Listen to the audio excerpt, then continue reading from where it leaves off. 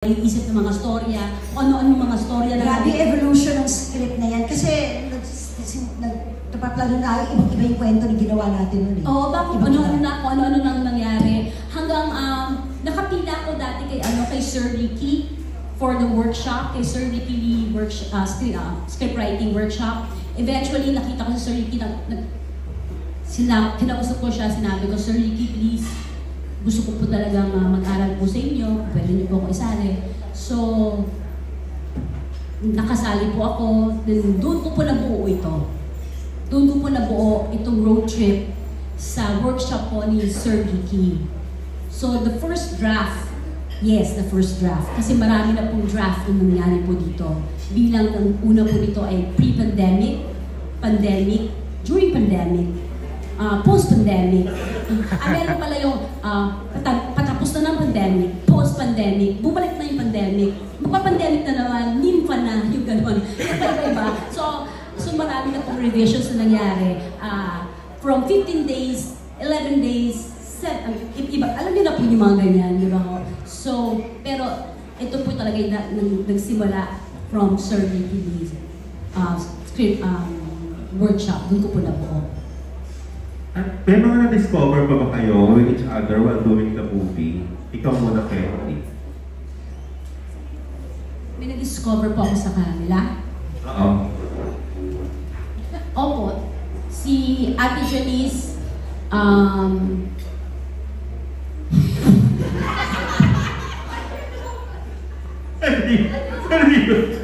Kaya mo pa ba, Mars?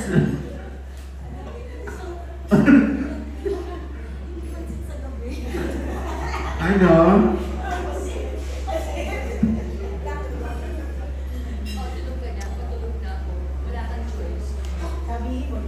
Pwede i-share nyo naman yan. Gabi-gabi. Ano?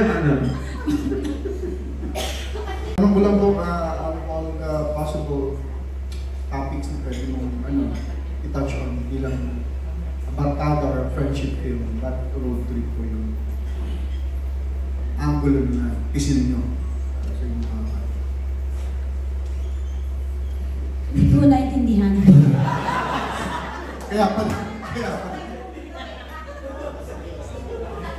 Uy, narinig ko! Ang galing. Hindi ka pingi, ikaw na yung pingi. Maraming salamat sa interpretation. Bakit po road trip pa naisip ko dito na topic? Po, ma'am. O na title? Topic po? Topic po, topic. Team, yeah. Kasi it's a journey. Yun po talaga. Yung journey. Yung journey po talaga yun eh. Paulit-ulit lang ako eh. Different levels. Journey. Journey! Hindi iba-iba ko lang ito. Pero yun lang po talaga. It's about travel. Paglalakbay ba? Diba? Literal and Yes. yung may deeper, it's the physical journey and the emotional and the individual journey and the group journey.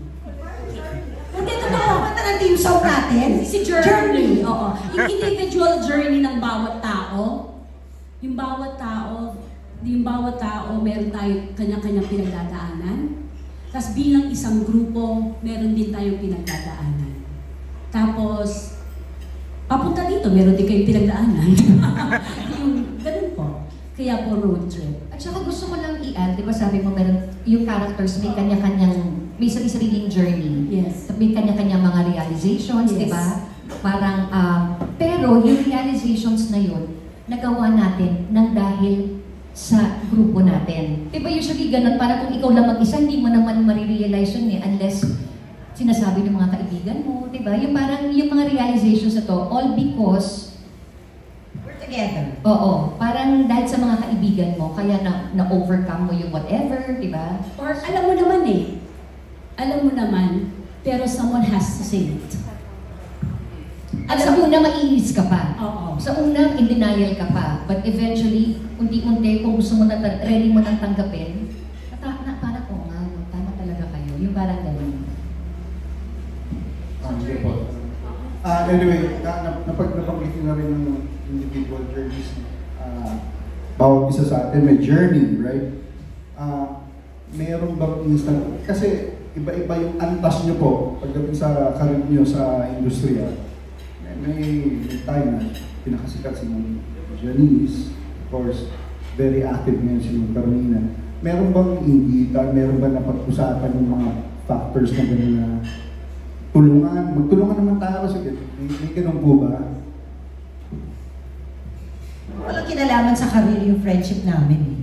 Hindi nakabase sa kung sinong sikat, kung sinong busy. Friendship by friendship. Never even a question. It was never even brought up. It's just, we're not talking about our career. When we're together, it's not our careers we're talking about. We're talking about kung ano nangyari kanina sa bahay, kung paano ako nakarating dito, kung ano yung nasira, kung ano, may kilala ba kayong nag-aayos ng ganito. Yun yung topic ng usual na pinag-uusapan ng mga may bahay, ng mga magkababarkada. So, stature sa buhay, it doesn't count unless it's a problem.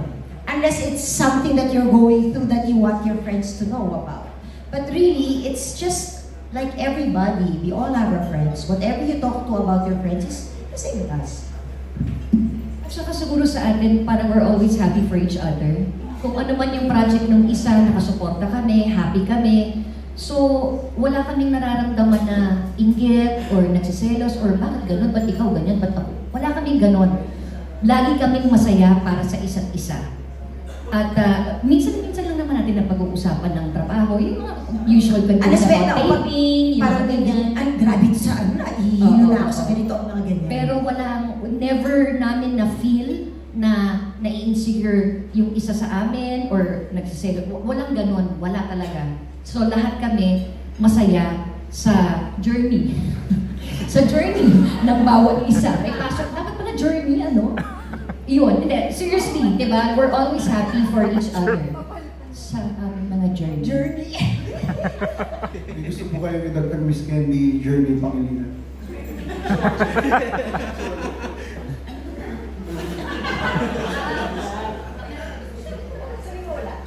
Wala po.